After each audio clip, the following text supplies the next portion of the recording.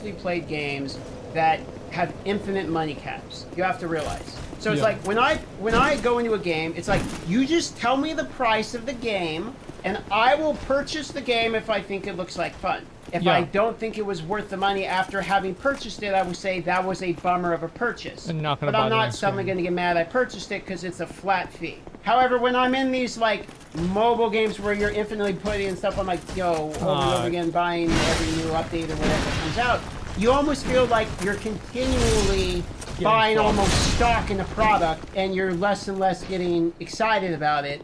Whereas a one-time flat fee purchase of a retail game, I can take the hit on more often. And I come that from a perspective of not making a ton of money. I think that's the way that people like it, is that they don't want to have to pay like little microtransactions for games. But the reality is that a lot of people don't have, well, I mean, they don't have the disposable income.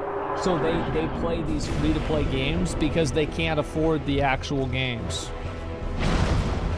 So I can understand. So that's about as far as I'll go in that. I think some of that comment is a little unfair, like alluding to their fan base. Nah, they know what they're saying. Yeah, no, they're not. And we know what we want. It's sad. I'm trying to think what you're referencing so I can give you a fair response. Yeah, but what the mostly fuck, what I'm just going to assume you're saying the Dungeon XP nerds because I think that's what people are mad about right now. I've said my opinion on this, which is that I would rather not. The best thing in the game to do is also release them totally at the same time. Where it's like I go into a dungeon, I go into a fucking party, it's the menu. This party thing, you know what they should do? They should do exactly what PoE does. Hold Alt before you go into a new zone, and whenever you click on the loading screen, you can choose to enter the old dungeon or a new version of the dungeon. And they reset every 15 minutes. Was it Control? I thought it was Control or Alt or Shift. I don't remember which one. Like, what the fuck are we doing? Like, it works in PoE, it's totally fine. Why can't we do it in Diablo 4? Is resetting a dungeon that big of a deal? Like, I think that it's stupid that you should reset the dungeon while you're inside of the dungeon. I think that you should have to zone out of the dungeon in order to reset it, because it just feels very gamey to not do that.